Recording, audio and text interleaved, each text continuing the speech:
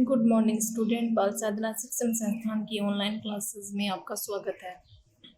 Last वाले video में अपन ने स्टडी की थी कोऑर्डिनेशन कंपाउंड जो है उनके IUPAC नामकरण कैसे लिखे जाते हैं, उनके अपन ने कुछ एग्जाम्पल देखे थे और रूल देखे थे। और आपसे 2 क्वेश्चन मैंने उस वाले वीडियो में पूछे थे। एक मैंने पूछा था आपसे क्वेश्चन कि Mn3CO जो कॉम्प्लेक्स है उसका IUPAC नामकरण क्या होगा, और दूसरा जो एग्जाम्पल मैंने आपसे पूछा था Fe4 FeCN6 इस कॉम्प्लेक्स का IUPAC नामकरण क्या होगा। तो यानी इसमें क्या है, केवल समन्वय मंडल है, आयनिक मंडल नहीं है, केवल समन्वय मंडल है। तो इस स्थिति में इस अंकुल का IUPAC नाम लिखते समय ये वही रूल अप्लाई करेंगे। लेकिन यहाँ पर मैंगनीज जो है वो कितने हैं, 3 हैं। तो यानी जितने केंद्रीय धातु आयन होते हैं उतनी संख्या उसके नाम के पहले लिख देंगे यदि इस तरह का कोई कॉम्प्लेक्स दिया हुआ है। तो इस कॉम्प्लेक्स का नाम क्या हो जाएगा, यहाँ पर लिगेंड कौन है, कार्बोनाइल। यदि एक से अधिक लिगेंड होते तो उनके नाम अल्फाबेट के अकॉर्डिंग लिख देते। तो यानी यहाँ पर इसका नंबर कितना है, नंबर है 12। 12 को इंग्लिश में बोलते हैं डूडेका, डूडेका, या हिंदी में लिखोगे तो डूडेका। डेका 10 होता है, डूडेका मतलब 12। डूडेका क्या है, कार्बोनिल है, डूडेका कार्बोनिल। एक साथ में लिखेंगे, पूरा समन्वय मंडल का नाम एक साथ में लिखते हैं। तो इसके साथ में जोड़ के डूडेका कार्बोनिल, जोड़ बीच में गैप नहीं देंगे। डूडेका के आगे यहाँ से स्टार्ट कर देंगे कार्बोनिल, डूडेका कार्बोनिल। फिर लिगेंडो के नाम के पश्चात केंद्रीय धातु आयन, लेकिन उसकी संख्या कितनी है, 3। तो क्या लिखेंगे, ट्राई मैंगनीज।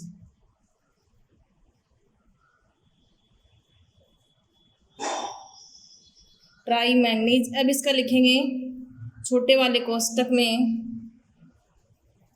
रोमन संख्या में ऑक्सीडेशन स्टेट। तो ऑक्सीडेशन स्टेट जब निकालेंगे तो यानी लिगेंड जो है इसका क्या मान लेंगे, अक्स मान लेंगे। कितने मैंगनीज हैं, 3x हो जाएगा, प्लस कार्बोनाइल न्यूट्रल लिगेंड है 0, ऊपर चार्ज कितना है 0, यानी अक्स का मान यहाँ पर कितना आएगा, 0 आएगा।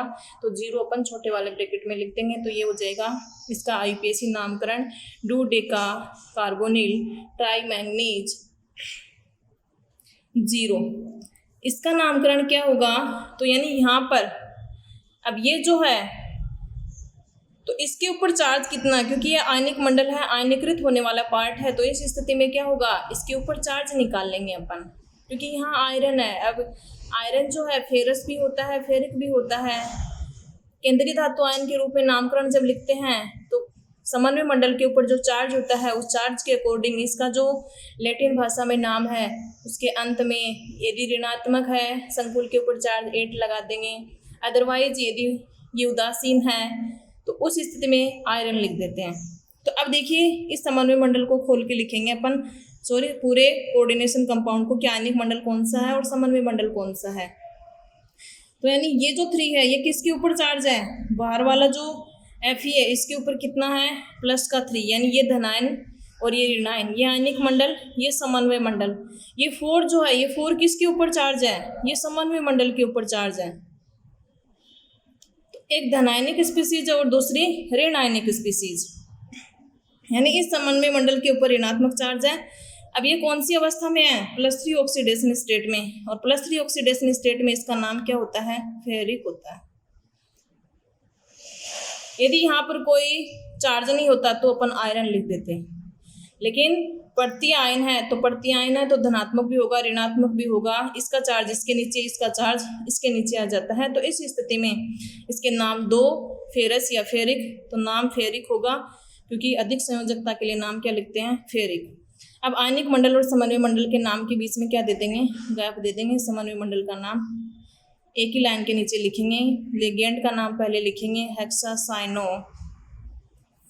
अब संकुल क्या है, ऋणात्मक, तो नाम क्या लिखेंगे, फेरेट और छोटे वाले ब्रैकेट में रोमन संख्या में क्या लिख देंगे, ऑक्सीडेशन स्टेट लिख देंगे। ऑक्सीडेशन स्टेट यहाँ से कितनी आएगी, ऑक्सीकरण अंक निकाल लीजिए, या तो ऐसे निकाल लीजिए, इसके ऊपर पूरे पे चार्ज कितना है -4, इसका अक्स मान लीजिए -1 × 6, पक्षांतरण करेंगे कितना हो जाएगा, यानी केवल समन्वय मंडल का भी निकाल सकते हो आप, ये छोड़ सकते हो, यानी अक्स इसका तो निकालना है, इसका तो नाम लिख दिया। फिर ये तो थर्ड ऑक्सीडेशन स्टेट में है, इसका ऑक्सीकरण इसके साथ में नहीं लिखते हैं, केवल केंद्रीय धातु आयन का लिखते हैं। x plus -1 × 6 is equal to -4, x is equal to -4 और +6 कितना आ गया, +2, तो ये हो जाएगा इसका ऑक्सीकरण अंक। तो ये हैं इन दोनों कॉम्प्लेक्सों के IUPAC नाम। अब देखिए आपके 1-2 एग्जाम्पल जो हैं वो केंद्रीय जो संकुल हैं, जिनमें केंद्रीय धातु आयन एक से अधिक होते हैं, उन यौगिकों का नामकरण कैसे करते हैं, जिनमें 2 केंद्रीय धातु आयन के बीच जो है एक लिगेंड उपस्थित होता है जो कि ब्रिज लिगेंड कहलाता है। इस तरह के यौगिकों का नामकरण कैसे करते हैं, पूछे कम जाते हैं, लेकिन सिलेबस में दिया हुआ हो सकता है पूछ लिया जाए। तो देखिए अब अपन पढ़ेंगे बहुकेंद्रीय, इसका तो केवल एक रूल याद करना है और कोई रूल नहीं है, रूल बाकी वही लगेंगे सेम एज इट इज जो कि अपन सिंपल कोऑर्डिनेशन कंपाउंड के करते हैं। बहुकेंद्रीय संकुल यौगिकों का नामकरण। बहुकेंद्रीय संकुल यौगिक यानी जिनमें केंद्रीय धातु आयन क्या हो, एक से अधिक हो, 2 हो, 3 हो, उस स्थिति में और उन केंद्रीय धातु आयन के बीच में क्या उपस्थित हो, लिगेंड उपस्थित हो। जैसे फॉर एग्जांपल ये कोई कॉम्प्लेक्स है, इसके साथ लिगेंड जुड़ा हुआ है अमीनो, एक ये लिगेंड जुड़ा हुआ है, एक ये लिगेंड जुड़ा हुआ है।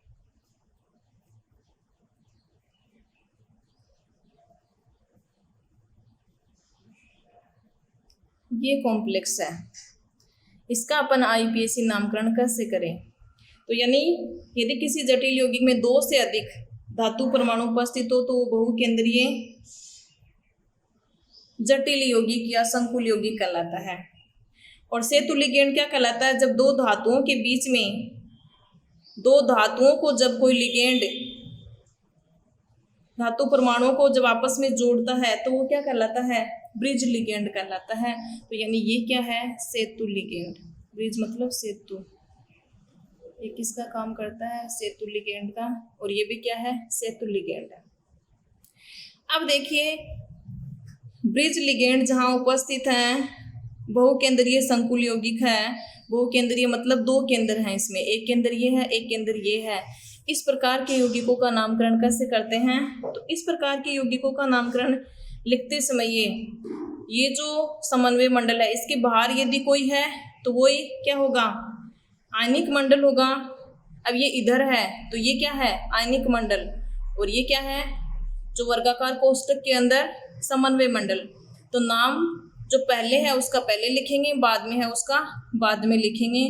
तो इस स्थिति में इसका नामकरण क्या होगा, तो पहले जो दे रखा है केंद्रीय धातु आयन और जो उसके साथ लिगेंड जुड़े हुए हैं उसका नामकरण कर देंगे। फिर जो लिगेंड आते हैं, इन लिगेंडों के नाम के पहले ग्रीक वर्ड है म्यू, उसका उपयोग करेंगे, यानी म्यू लगाएंगे।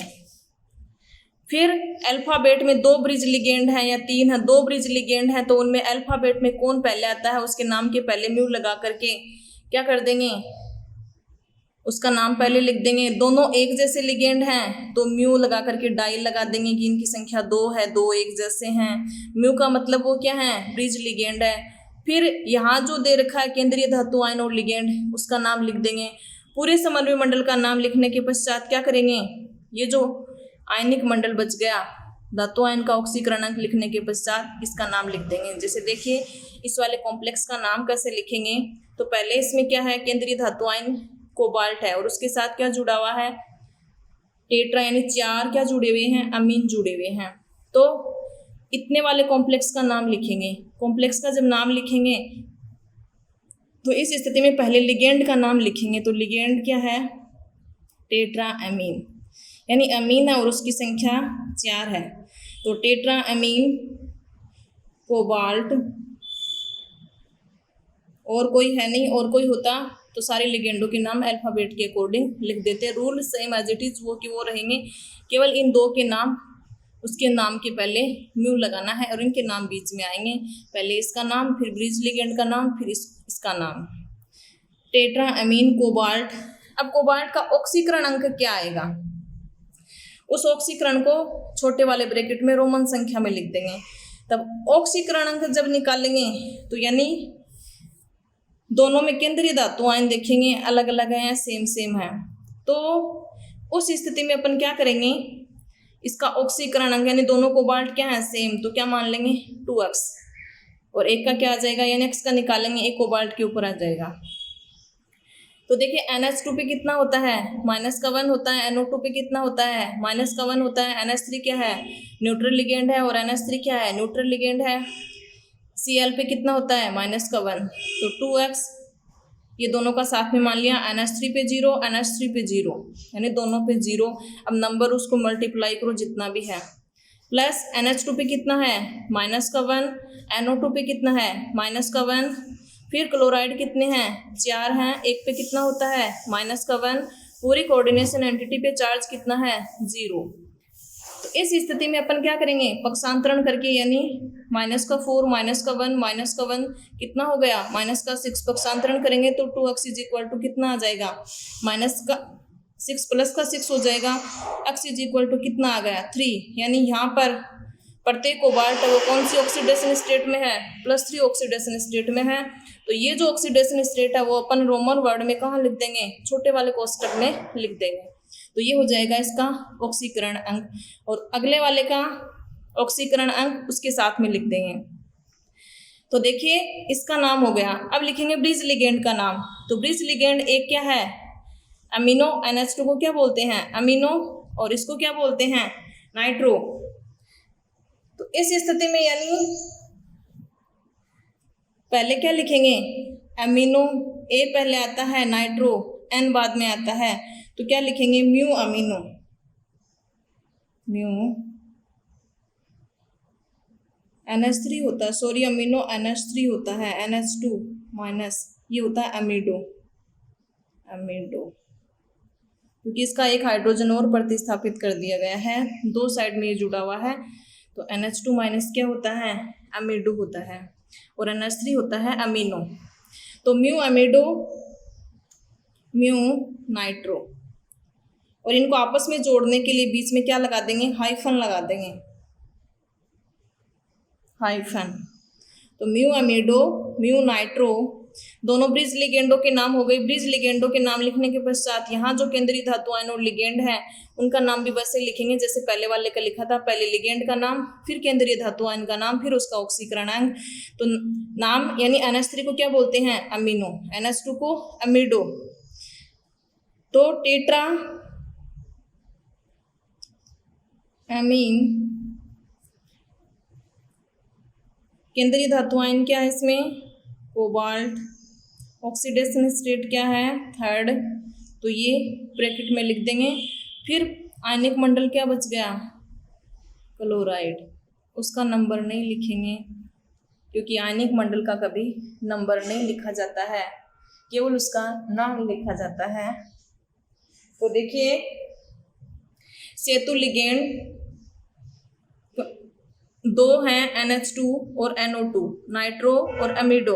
नामकरण अल्फाबेट के अकॉर्डिंग, ब्रिज होने के कारण नाम के पहले म्यू लगाएंगे, और समन्वय मंडल पूरे का नाम लिखते समय पहले इधर जो केंद्रीय धातु आयन और लिगेंड दे रखे हैं तो पहले लिगेंडों के नाम, फिर केंद्रीय धातु आयन का नाम, फिर उसका ऑक्सीकरण अंक, फिर लिगेंडों के नाम अल्फाबेट के अकॉर्डिंग, नाम से पहले म्यू, दोनों लिगेंड एक जैसे हों उस स्थिति में डाई लगा देना।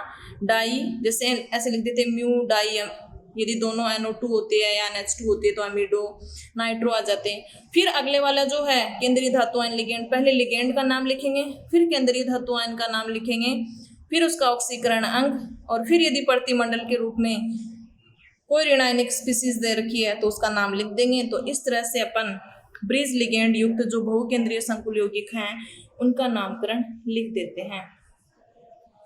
तो ये आपको जो कमेंट बॉक्स में जिस ब्रिज लिगेंड युक्त संकुल यौगिक का नामकरण लिखना है उसका एग्जाम्पल है, देखिए ये कॉम्प्लेक्स है NH3,4CO NH2 NH2O2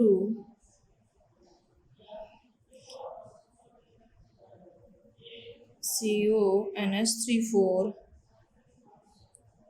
4+। अब देखिए इस वाले कॉम्प्लेक्स का जो नाम है वो आपको कमेंट बॉक्स में इसका आंसर लिख करके बताना। बाकी ये हार्ड नहीं है, यदि वो समझ में आ गए तो इसमें क्या करना है, केवल ये जो दो हैं तो 2x मान लेना, बाकियों के ऊपर चार्ज जो है और उनका नंबर जो है उससे मल्टीप्लाई कर देना। तो ये O2 मैंने आपको बताए थे ऑक्सो, परोक्सो, सुपर ऑक्सो, O-2 क्या होता है, O- क्या होता है, O2- क्या होता है,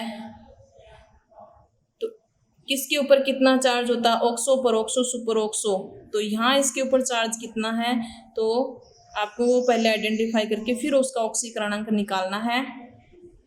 तो ऑक्सीकरण अंक निकाल करके फिर दोनों केंद्रीय धातु आयन का ऑक्सीकरण अंक निकाल करके नाम लिख देना। इसका पहले इसका नाम आएगा, फिर ब्रिज लिगेंडो का नाम और फिर इसका नाम लिख करके देखना। फिर भी यदि कोई प्रॉब्लम हो तो बता देना कि यहाँ मेरे प्रॉब्लम है, यहाँ मेरे समझ नहीं आया। इस लिगेंड का नाम क्या है तो ये भी आपको बताना है, क्योंकि आपको बताए हुए हैं ऑक्सो, परोक्सो, सुपर ऑक्सो के क्या तो सूत्र होते हैं, ये ऑक्सीजन का कौन सा ऑक्साइड है और इसके ऊपर चार्ज कितना है। अब देखिए अगला जो टॉपिक है और कुछ जो है आपको यानी IUPAC नामकरण के एग्जाम्पल जो है वो मैं PDF में पेज में लिख दूंगी और उनके आंसर जो है वो आप कमेंट बॉक्स में लिख करके बता देना, ताकि मुझे पता चल जाएगा कि कौन से का आंसर आपने कौन सा लिखा है, राइट है या नहीं है। खूब सारे एग्जाम्पल जो हैं वो मैं लिख दूंगी और उनके आंसर जो है वो आप कैलकुलेट करके देख लेना। बाकी बुक में जो है, बुक वाले जो हैं वो भी कैलकुलेट कर लेना, पीछे जो दे रखे हैं बुक में क्वेश्चन आंसर के रूप में वो भी करके देख लेना। जहाँ भी प्रॉब्लम हो जिस भी एग्जाम्पल में, वो वाला एग्जाम्पल आप कमेंट बॉक्स में मुझे लिख करके बता देना कि इस वाले में प्रॉब्लम ये है, यहाँ मेरे समझ नहीं आया, तो मैं उसका आंसर आपको बता दूँगी। अब देखिए पहले आपके जो सिलेबस में था कि नाम दे दिया जाता था उपसर्ग संयोजक यौगिक का, फिर उसका सूत्र पूछ लिया जाता था। तो कंपटीशन एग्जाम में नाम दिया हुआ होता है, फिर उसका सूत्र क्या होगा, तो हो सकता है इसका उल्टा भी पूछ लिया जाए। तो उल्टा जो है, उल्टा आपको कैसे करना है, उल्टा आपको यानी आपको ये तो आता है कि नाम से आप यानी कॉम्प्लेक्स जो है उसका कॉम्प्लेक्स का आपने नाम लिख दिया। तो नाम लिखने के पश्चात वही IUPAC नाम वाली बात है कि अपन ने पहले तो क्या कार्बनिक यौगिकों का IUPAC नामकरण पढ़ा था, फिर यदि नाम दिया हुआ है तो नाम से सूत्र कैसे लिखें तो वो भी अपन को आना चाहिए, यानी उल्टा भी आना चाहिए। तो उल्टा कैसे करें, तो उल्टा जैसे नाम दिया हुआ आपको, तो नाम दिया हुआ होगा तो यदि नाम के बीच में गैप दिया हुआ, मतलब इधर यदि है तो आयनिक मंडल धनायन के रूप में है, फिर गैप है, तो ये पूरे समन्वय मंडल का नाम जो होगा वो एक लाइन के ऊपर होगा और आयनिक मंडल का नाम और उनके बीच में क्या होगा, गैप होगा। और जिसके साथ ऑक्सीकरण अंक लिखा हुआ होगा वो क्या होगा, केंद्रीय धातु आयन होगा। तो हमेशा उसकी पहचान ऐसे कर लेना। जैसे आपको दे रखा है, ये वाला एग्जाम्पल दे रखा है, मरकरी टेट्रा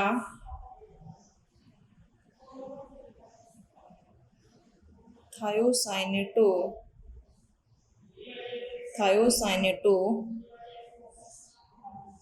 कोबाल्टेट थर्ड, ये दे रखा है कि इसका सूत्र लिखिए। अब सूत्र कैसे लिखोगे, तो आपको पता है कि इसके बीच में गैप है, तो मतलब ये तो क्या है, आयनिक मंडल है, मरकरी है, मरकरी का सूत्र Hg होता है, तो आपने लिख दिया Hg लिख दिया। अब ये पूरा समन्वय मंडल है, तो समन्वय मंडल को किस में लिखा जाता है, वर्गाकार कोष्टक में लिखा जाता है। क्या लिख रहा है, टेट्रा थायोसाइनेटो, तो टेट्रा थायोसाइनेटो, इसका सूत्र आपको आना चाहिए। टेट्रा का मतलब क्या है, 4 है, यानी पहले लिगेंड का नाम है, फिर क्या है, केंद्रीय धातु आयन का नाम।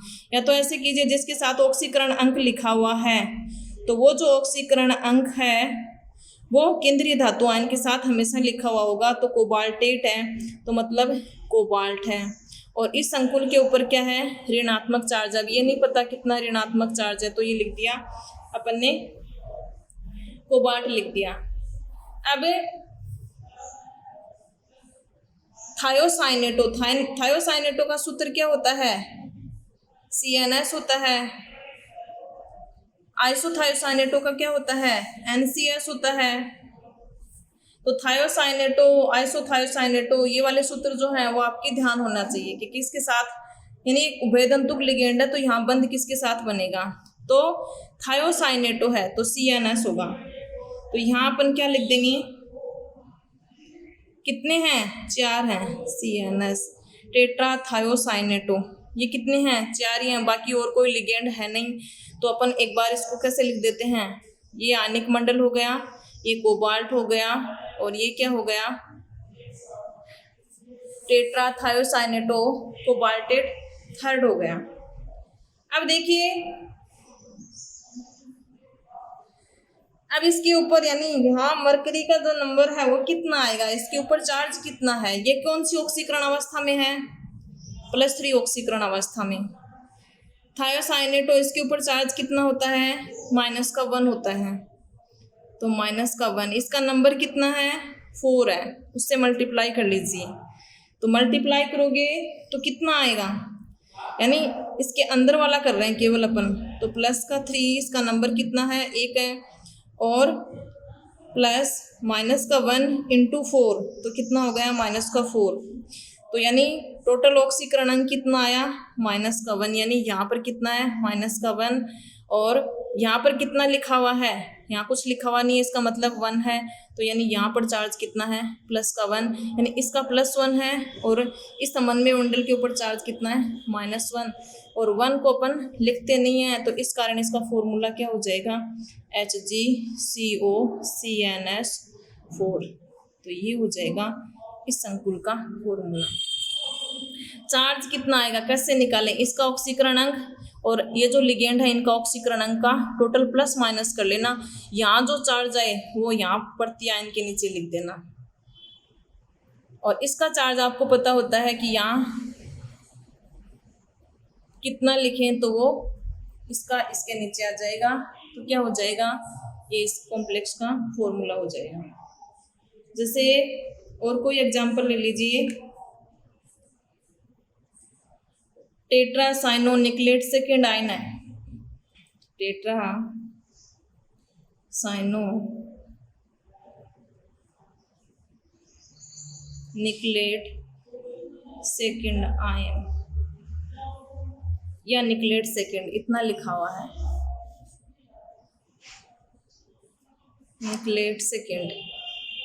ऋणात्मक कॉम्प्लेक्सन निक्लेट तो आयन नहीं लगाएंगे, धनात्मक के लिए लगाएंगे। अब देखिए इसमें आयनिक मंडल तो कोई है नहीं, ये पूरा क्या है, समन्वय मंडल है। अब समन्वय मंडलों को पहले वर्गाकार कोष्टक, निकलेट सेकेंड मतलब केंद्रीय धातु आयन क्या है, निकल है। डी ब्लॉक की धातु होगी तो उसकी पहचान कर लेना, नाम दिया हुआ होगा, लिगेंड में तो कोई आती नहीं है। टेट्रासाइनो एक ही क्या है, लिगेंड है, क्या है, साइनो, साइनो का सूत्र Cm। कितने हैं, 4, टेट्रा, तो यहाँ क्या लिख देंगे, 4 लिख देंगे, और कोई लिगेंड है नहीं। ऑक्सीकरण अंक कितना दिया हुआ है, +2। अब इस कोऑर्डिनेशन एंटिटी के ऊपर यहाँ कितना चार्ज आएगा, इसका +2 दिया हुआ है, इसके ऊपर अपन को पता है कितना होता है, -1, कितने हैं, 4, और कोई लिगेंड है नहीं, यानी यहाँ का टोटल जो होता है वही तो इसके बराबर होता है। तो अपन को तो यहाँ अंदर वाले का पता है और इसका निकाल लेंगे। यदि इसका निकालना होता है तो उस स्थिति में अपन को यहाँ का दिया हुआ होता है और यहाँ का दिया हुआ होता है तो अपन इसका निकाल लेते हैं। तो यानी यहाँ चार्ज कितना आ जाएगा, इसका टोटल करेंगे +2, तो -2 बचेगा, पक्षांतरण करेंगे तो क्या हो जाएगा, प्लस का, सॉरी एक मिनट देखिए, पक्षांतरण नहीं करेंगे, यहाँ बराबर नहीं किया अपन ने, तो यहाँ का प्लस माइनस निकालना, फिर वो चार्ज आएगा वो इसी के ऊपर आ जाएगा। पक्षांतरण तो तब करेंगे जहाँ इधर वाले अक्ष का निकालना हो, तो इस वाले टर्म को पक्षांतरण करेंगे। तो प्लस का 2 माइनस का 4 माइनस का 2 बच गया, तो इसके ऊपर चार्ज कितना आएगा, माइनस का 2 या 2 माइनस लिख दो, एक ही बात है। तो ये हो जाएगा इस कॉम्प्लेक्स का सूत्र हो जाएगा। तो इस तरह से यदि नाम दिए हुए हैं तो नाम से सूत्र पूछ ले, चाहे सूत्र से नाम पूछ ले, प्रैक्टिस कर लेना। प्रैक्टिस जो है वो मैन है, यानी जितनी ज़्यादा एग्जाम्पल आप सोल्व करोगे उतनी ज़्यादा क्लियरिटी आएगी। तो मैं आपके PDF में एक पेज में जितने भी एग्जाम्पल हो सकेंगे एग्जाम्पल लिख दूंगी, और उन एग्जाम्पलों की आप नाम से सूत्र बनाना सीख लेना, फिर बीच बीच में से छांट करके नाम लिख लेना, नाम से सूत्र लिख लेना, सूत्र से नाम लिख लेना, यानी दोनों तरीके आपको करके सीखना है। दोनों तरीके करोगे तो यानी जैसे आपको कोई कॉम्प्लेक्स नाम लिखना है, नाम लिख लिया, फिर नाम में डाउट है तो आप क्या करोगे, नाम से फिर सूत्र बनाइए, क्या वो सूत्र वही आ रहा है, तो यदि वो सूत्र आ रहा है तो वो क्या हो जाएगा, करेक्ट आंसर हो जाएगा। तो इस तरह से आपको एक तो कमेंट बॉक्स में ये जो ब्रिज लिगेंड का मैंने एग्जाम्पल दिया था उसका आंसर आपको कमेंट बॉक्स में लिख करके बताना है। एक आपको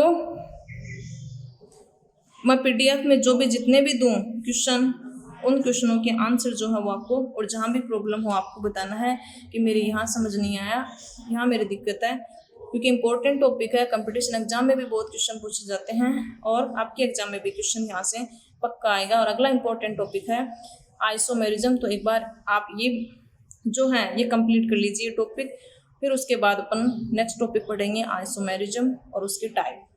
आज के वीडियो में इतना ही, थैंक यू।